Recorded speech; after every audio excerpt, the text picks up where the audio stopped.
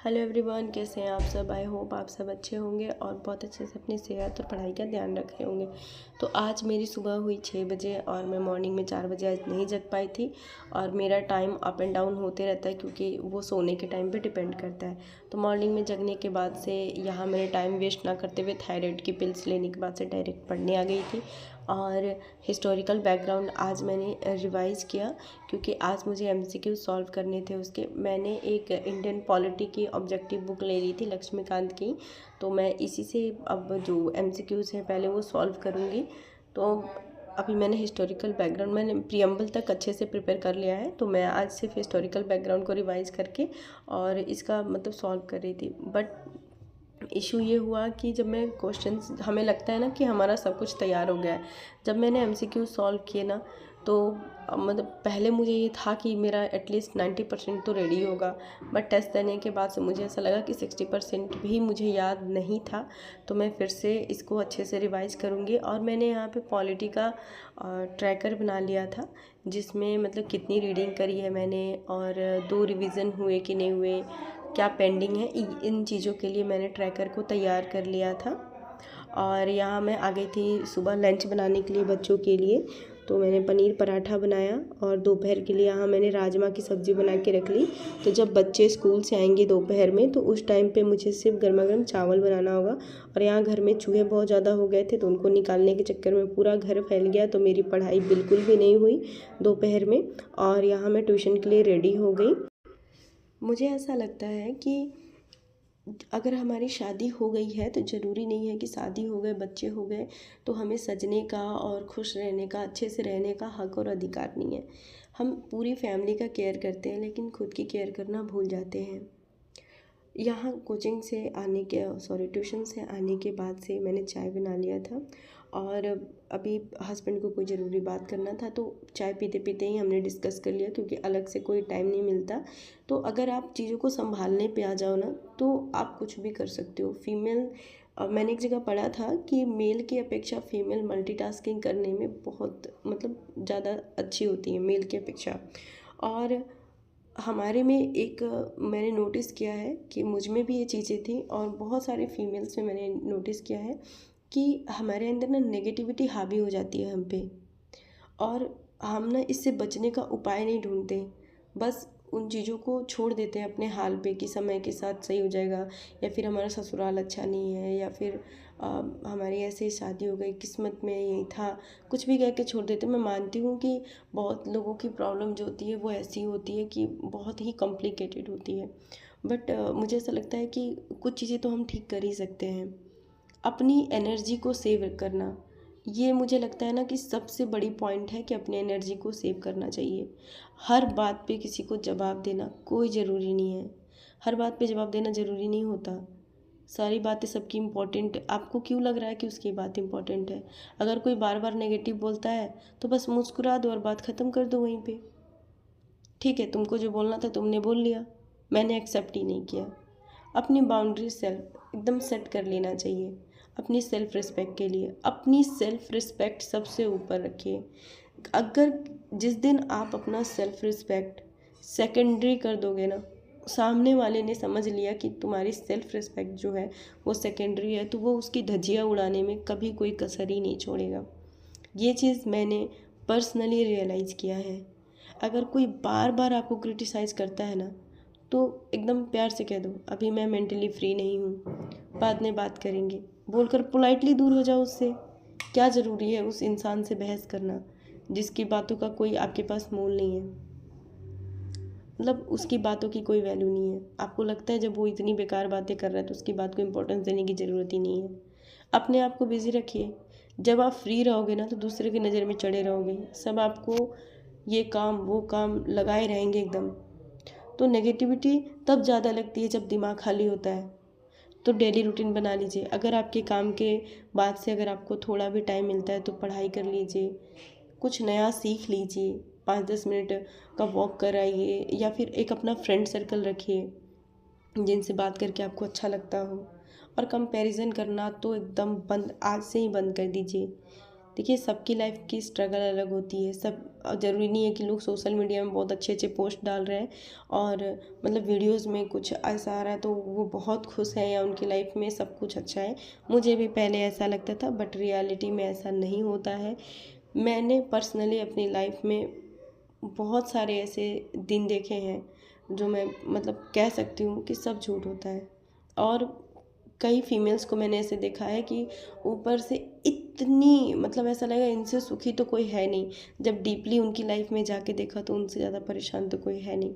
तो ज़रूरी नहीं है बड़ी बड़ी गाड़ियों में घूमने वाले हमेशा सुखी ही होते हैं। सेल्फ लव ऑटोमेटिकली बढ़ जाएगा जब आप ये सब चीज़ें करना शुरू कर देंगी। अपनी छोटी छोटी जीत को ना नोटिस करिए, कुछ अच्छा बनाइए, खुद को प्रेज़ करिए। अपना सोशल मीडिया बना लीजिए, उसमें शेयर करिए, खुद को जिस तरह से आप खुश रख पाएँ आप रखिए।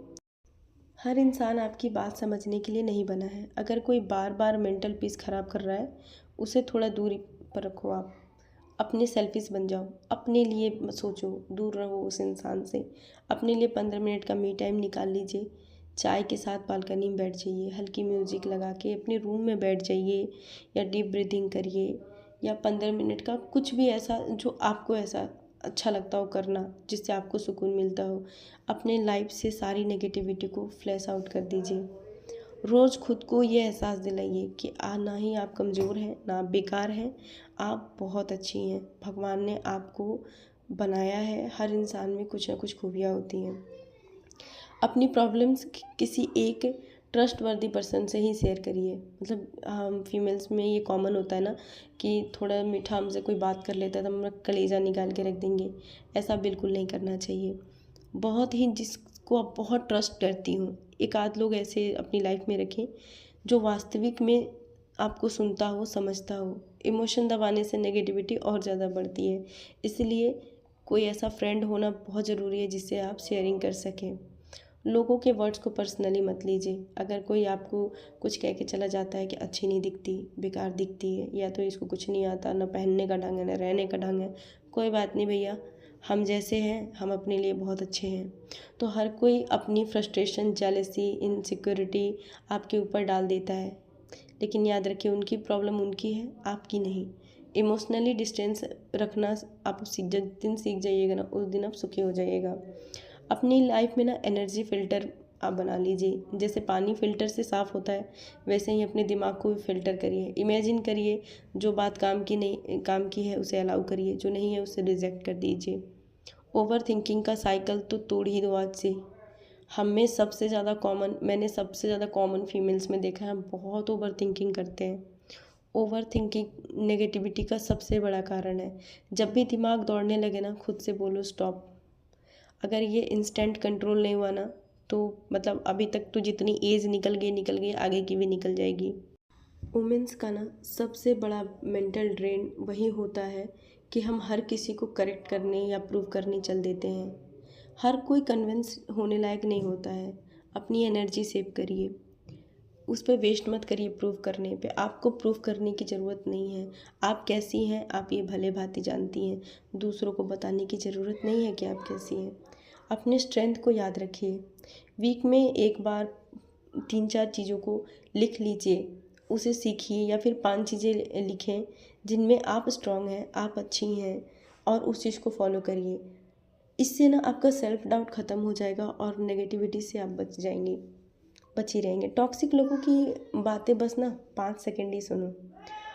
और ये टॉक्सिक वर्ड ना मेरी लाइफ में बहुत बहुत ना मेरी लाइफ के एटलीस्ट 10 साल निकल गए होंगे टॉक्सिक लोगों से डील करते करते। और मतलब एट लास्ट मुझे ऐसा लगा इनसे डिस्टेंस बनाना ही सलूशन है, इनका कोई दूसरा सलूशन नहीं है। एक टेक्निक है 5 सेकंड रूल। अगर कोई कुछ नेगेटिव बोलता है सिर्फ 5 सेकंड सुनो फिर ध्यान हटाओ, टॉपिक बदल दो। इससे दिमाग उनकी बात स्टोर नहीं करता, उनकी बात को वैल्यू ही मत दो। घर में ना अपना एक काम कॉर्नर ज़रूर बनाना चाहिए। कोई भी एक कॉर्नर हो जिसमें आपको सुकून मिलता हो। एक छोटी सी जगह जैसे कमरे का कोई कोना हो जाता है जहाँ आप 5 मिनट बैठ के डीप ब्रेथ ले सकती हैं या चाय पी सकती हैं, अपनी कुछ पसंदीदा चीज़ों को लिख सकती हैं, पढ़ सकती हैं। अगर आप ये सब फॉलो कर रहे हो ना तो अपनी प्रोग्रेस किसी को मत बताओ। काफ़ी नेगेटिविटी इसी से होती है कि हम अपनी प्लान्स, गोल, स्ट्रगल गलत लोगों को बता देते हैं। कुछ चीज़ें बस अपने तक ही रखनी चाहिए, नेगेटिविटी कम हो जाती है। जैसे कहते हैं ना, लोगों की नज़र लग जाती है, तो किसी को कुछ मत बताओ। डेली 5 मिनट का ग्रैटिट्यूड प्रैक्टिस करना चाहिए। हर दिन 3 चीज़ों को लिखिए जो आपके पास है। ये दिमाग को ऑटोमेटिकली पॉजिटिव बनाता है। बहुत सारी फीमेल्स को गुस्सा बहुत ज़्यादा आता है, बहुत जल्दी फ्रस्ट्रेट हो जाती हैं, इंस्टेंट रिएक्शन देती हैं। तो ये चीज़ें ऐसा नहीं है कि उनका नेचर ही ऐसा है। वो जो सारी चीज़ें वो सहती रहती है ना, तो वो मेंटल प्रेशर वो अंदर दबते दबते वो चीज़ें इतनी ज़्यादा फ्रस्ट्रेशन में बदल जाती हैं कि उनका रिएक्शन ही ऐसा हो जाता है।